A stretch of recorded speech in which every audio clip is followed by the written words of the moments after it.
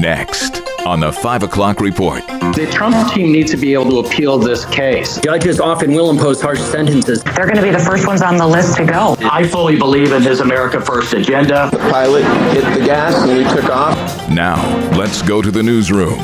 Decision delayed. Good afternoon. Thank you very much for joining us. I'm Mark Webster. Much ado about nothing in a New York courtroom where media gathered to hear Judge Juan Merchan's ruling in President-elect Donald Trump's hush money case. At prosecutors' request, Merchan pushed it back a week. Law professor Jonathan Turley. The Trump team needs to be able to appeal this case and not have this hanging over the new president's head. The best option, in my view, is a dismissal of the case because of the layers of reversible error. The court can walk away from this case. Merchan was set to decide by today on whether the conviction would be vacated due to the presidential immunity ruling from the U.S. Supreme Court in July. 15 years. That's the sentence handed down this afternoon to Jack Teixeira, the former Massachusetts National Guardsman convicted in a serious leak of classified documents online. He pled guilty under the Espionage Act. Former prosecutor John Yoo. Judges often will impose harsh sentences in these types of cases to serve as a deterrent, to send a message to people that if you engage in this conduct, you're facing the reality of hard prison time. And look, we all know that one way, if you want to encourage more criminal activity, is you go light on the punishment. The leaks included Russia's invasion of Ukraine and U.S. troop movements. President-elect Trump's cabinet starting to fill up the shelves. Among the picks announced today, South Dakota Governor Kristi Noem to head up Homeland Security. Those criminals, murderers, rapists that are threatening safety in our communities, they're going to be the first ones on the list to go. And for National Security Advisor, Florida's Mike Waltz. I fully believe in his America First agenda. Let's end this war in Ukraine. Let's pivot to deal with China. Let's secure our border. Let's rebuild our military. Other names out there today, Florida Senator Marco Rubio as Secretary of State and Mike Huckabee as Ambassador to Israel. Israel's president paid a call on President Joe Biden at the White House today. Isaac Herzog's focus, though, was squarely on the two countries' mutual enemy, Iran. This has to be a major objective all throughout your term and the next term of the next president, because we have to make sure that they cannot fulfill their evil intentions. Albert Colby's a former Deputy Assistant Secretary of Defense. The Iranians do respond to peace through strength. They're already anticipating what's going on. Some people say, oh, the Iranians will never negotiate. They'll never back down. That's not true. And I think Israel's demonstrated that, including with its recent attacks on Iran's missile defense systems and some of its ballistic missile production. Herzog called today's meeting with Biden productive. Congress returned to Washington today, first time since the election. House Speaker Mike Johnson hoping to keep that job if the GOP can win 4 more seats. He says their agenda is clear. They want us to project strength on the world stage again and not the weakness that we have projected for the last 4 years. They want an end to the wokeness and the radical gender ideology and a return to common sense. Democratic Minority Leader Hakeem Jeffries says they'll cooperate to a point. Work with the incoming administration whenever and wherever possible, and strongly disagree when necessary. House Republicans are currently 4 votes shy of that 218 needed to keep their slim House majority. Republican candidates are leading in a majority of the remaining races that have yet to be made official. Over in the Senate, the latest count has Republican Dave McCormick still clinging to about a 30,000 or so vote lead over incumbent Democrat Bob Casey in Pennsylvania. Just within the border right now, though, of the margin that triggers an automatic recount.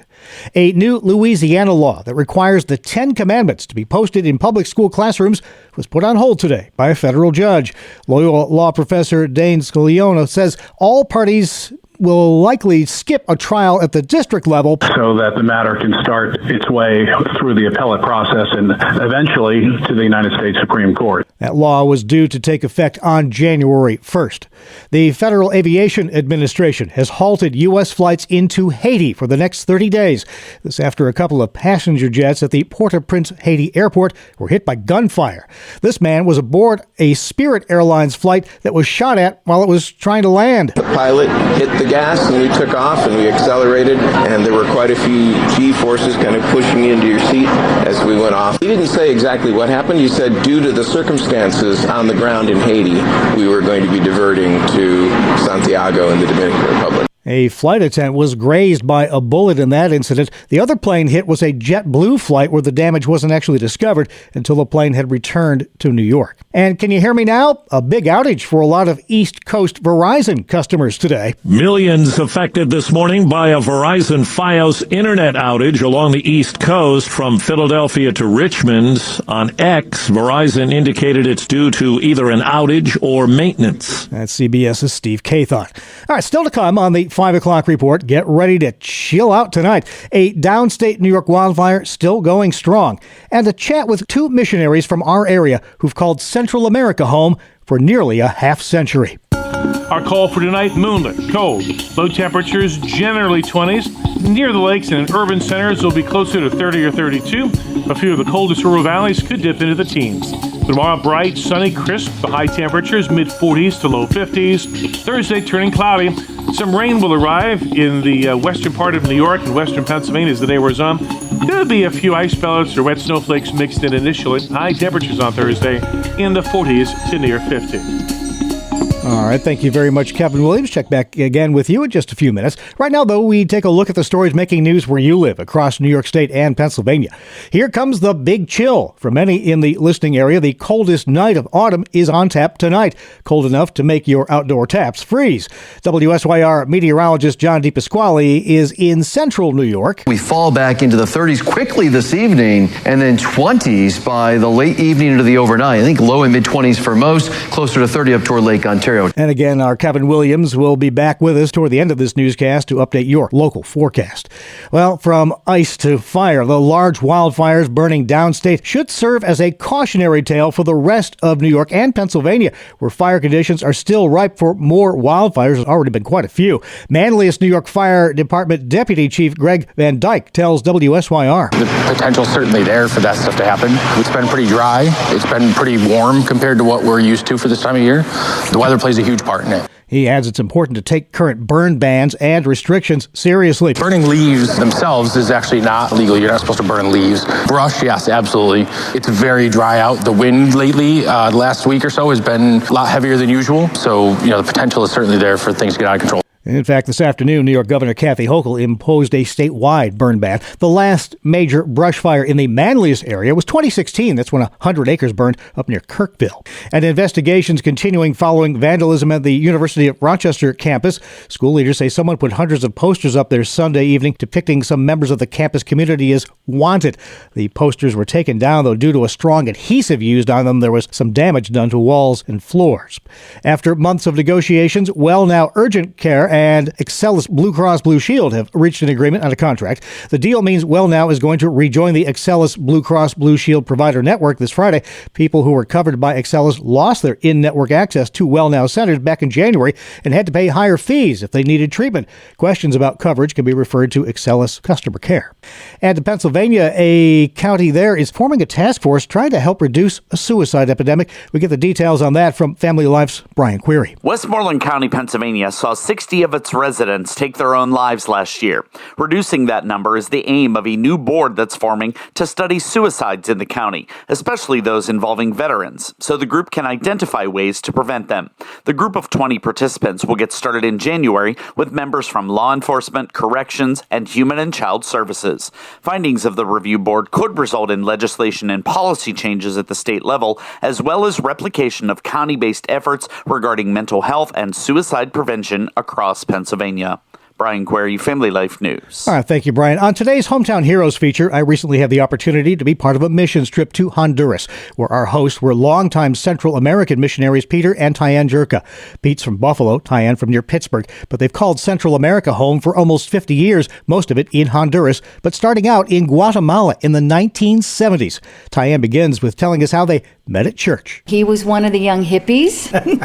He doesn't like to admit that, but we went to the same church and went to the same Bible study, and we were just friends, and we ended up together once I was already on the mission field and he came down to help out. All right, tell me about your entry into the mission field. How did that come about?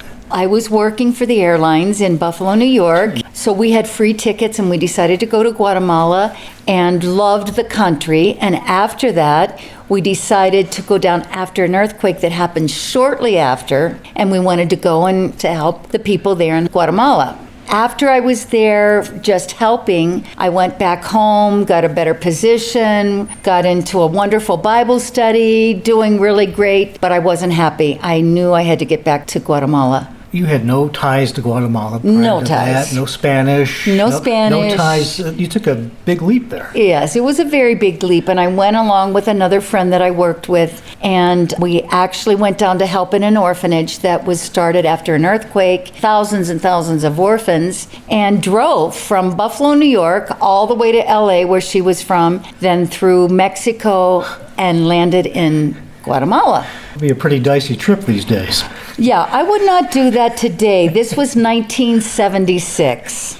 We worked in this orphanage for a while, and then we decided to go to language school in Costa Rica. We got a little grasp of the language, and then Peter came down with 2 other fellows from our church, and they were going to help us start a coffee house back in Guatemala. Peter, tell me about your take on this leap of faith into Guatemala. Mine was a leap in a different way. I was just all freshly new to the gospel, living my life, trying to start a business in Buffalo. And then as we got more connected in the Bible class, I began to have my eyes open to world evangelism, and she began to share her heart, what she wants to do. And I had a few skill sets to say, well, I can help you. Little did I know, by me going down there to help, I got hooked in a lot of different ways. I began to help her and began to see what she wanted to do, and I wanted to be part of that. And my life going back to the States didn't have the purpose anymore. The things I was going for, shooting for in my life were no longer of importance. So I decided, what's important to me? And it's you need to help people that are in great need. We went down with a couple guys and we just decided to help, and then that pulled and tugged at my heart further. For what I've seen of you and the stories I've heard, different skill sets, different gifts, but Definitely. greater than the sum of your individual parts. It seems to have worked out pretty well that way. 46 years worth. So God was in it. Truly amazing and faith-filled missionaries Pete and Tyann Jurka. Today's guest on Hometown Heroes. Next week, you'll hear more about the great things God has done through them in Honduras. You can catch all of our news features, of course, online at familylife.org. Your nightly market report is up next, brought to you by Faithward Advisors. Stocks closed lower after a record run-up on Wall Street. Investors took a bit of a breather of this week's release of consumer and producer price index readings. Boeing and 3M shares weighed on markets as the major indices retreated from post-election record highs. At the closing bell, the Dow Jones Industrial Average fell 382 points to 43,911. The S&P 500 lost 17 points to 59,84, and the Nasdaq lost 17 points to 19,281. Faithward Advisors, a Christian financial planning firm helping faithful stewards do more. Details are available at faithwardadvisors.com. This is the 5 o'clock report on Family Life. One of the most repeated promises in the Bible is, "The Lord will provide." I am Rob West with your Faith and Finance Minute. God always keeps His promises. He provides not only for our financial needs by giving us the ability to earn a living, but for other needs like family, friends, and our church. God knows that we need all of those things. If you worry that God won't keep His promise, maybe you really fear that God won't provide in the way you'd like Him to. But God promises to provide for our needs, not our wants, and He determines what we need. In Matthew 6, Jesus tells us not to fear for our daily provision. Seek first His kingdom and His righteousness, and all these things will be given to you. That's a promise you can count on. Discover the best Christian financial articles, podcasts, and videos by visiting our website, faithfi.com, or by downloading FaithFi, Faith and Finance from your app store. All right, thank you. Coming up on the 5 o'clock report, a trio of top toys, Hall of Fame bound. My little pony, what is friendship all about? The coldest night of the season so far is coming up tonight.